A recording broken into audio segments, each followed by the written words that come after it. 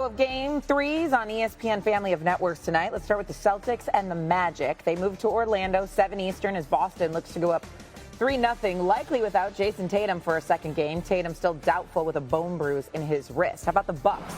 Also head home, down 2-0 against the Pacers. That's at 8 Eastern on ESPNU.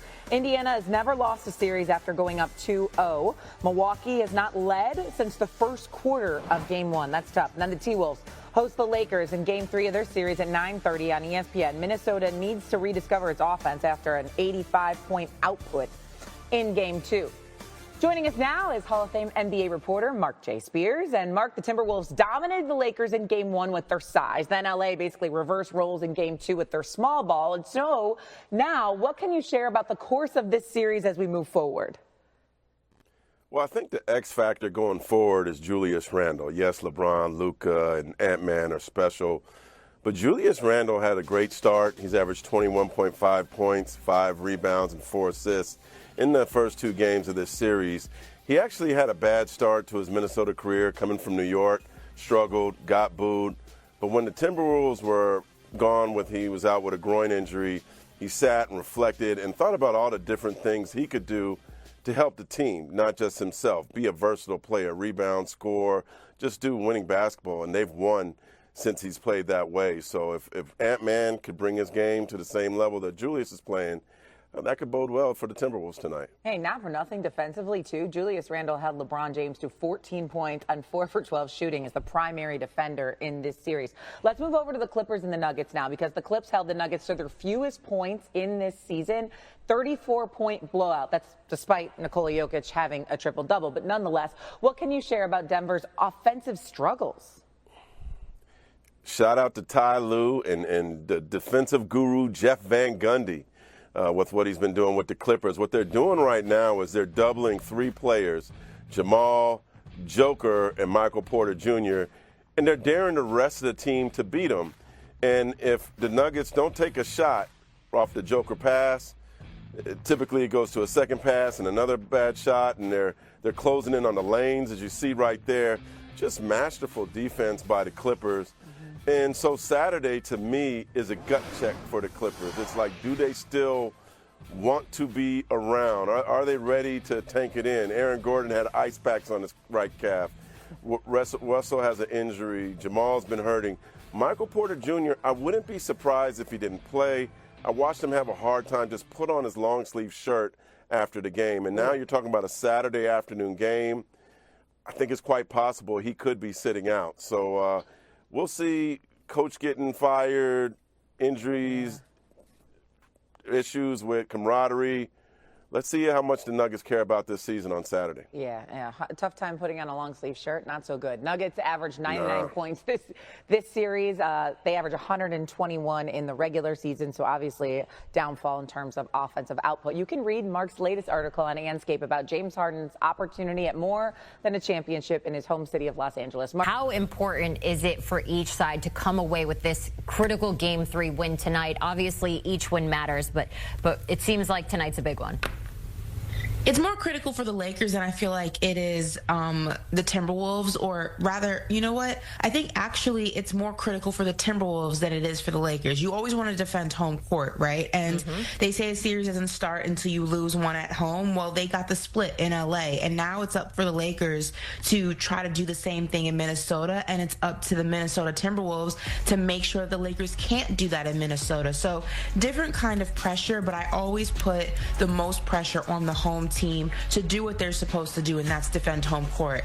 But this series, in direct contrast to what I was talking about with Milwaukee, these teams both have rosters that on any given night can go off. When you talk about the Lakers, you have Luka, you have LeBron, but also their supporting cast, although not as consistent as you would want them to be, which is why I never bought into the Lakers being a true contender. They do have nice role players. Austin Reaves is a great number 3 option. When you talk about the Timberwolves, you already know what they have on their side of things. Anthony Edwards, Julius Randle, Dante DiVincenzo, Naz Reid, the list goes on and on. But for them, as physical as they can play, offensively, they're not as consistent. So it's the tale of two tapes for these teams, but my pressure will always lie more on the team that has to defend home court. So I don't know if I'm calling it critical, but it is very important because this series to me is going to swing back and forth a lot. And I had the Lakers in 6, but I would not be surprised if this series went 7. Ash, I'm just looking at LeBron James' stats so far this series. Is there any concern there with how he's been playing in this series? Yes and no. Obviously, with LeBron, you want a more prominent stat line from him because this Lakers team does not work without him. And as amazing as Luka is, it was the tandem of LeBron and Luka that made this such a mouth-watering team for a lot of people in the media and fans as well, right? But we also have to remember two things. One, Luka likes to have the ball in his hand a lot of the time, and because of that, LeBron has to take a back seat. So his productivity by byproduct is going to suffer a little bit. But we also have to remember he's 40 years old. This is not a 25-year-old kid. So you're going to see a decline in his production. The only thing is you thought that with the amount of times that JJ Redick was able to find rest for him or games that he missed, he'd be able to rev it up in the postseason. But again, this is a 40-year-old man. He's doing the best he can, Jenny. He's doing the best he can. He's a 40-year-old man. All right, Give him a break. I want to get your picks to win.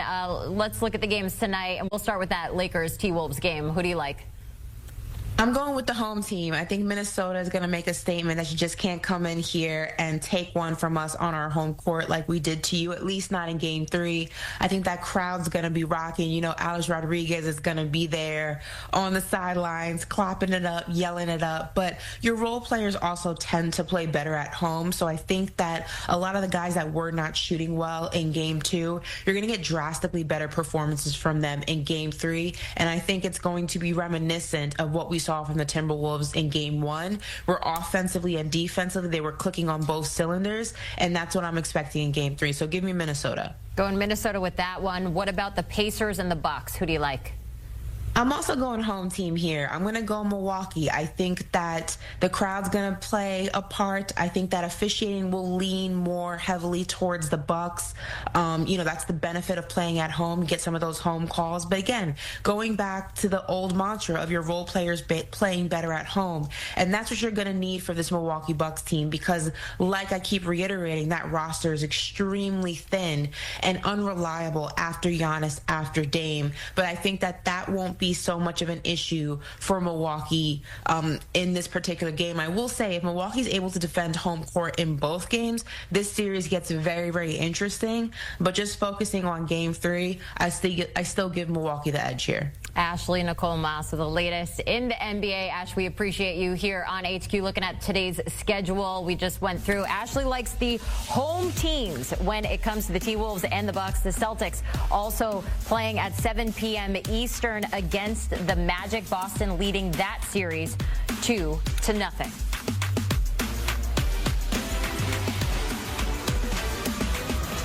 And this just in from the NBA. The Celtics have added Jaylen Brown to the injury report for tonight's Game 3 against the Magic. The Finals MVP is questionable with a knee injury, while Jason Tatum remains doubtful with a bone bruise in his shooting wrist. And another starter, Drew Holiday, questionable 2025 NBA playoffs. A lot of these series, especially on the East, look to be pretty set in the way that they're going. Obviously, we have plenty of time to go. On the West, a little bit more even. I'd like to just point out my Celtics doing what they do best. As always, Ashley Nicole Moss and her Knicks. We'll chat with her at some point about that. Maybe not today, but the Knicks are always a good topic to chat about. Triple Threats, Ashley Nicole Moss now joining us now. I want to ask first about the Bucks and the Pacers. The series is only 2-0, but the Pacers have firm control. Do you believe that Doc Rivers' confidence in the Bucks, that they're going to be able to get back into the series and even things up? No.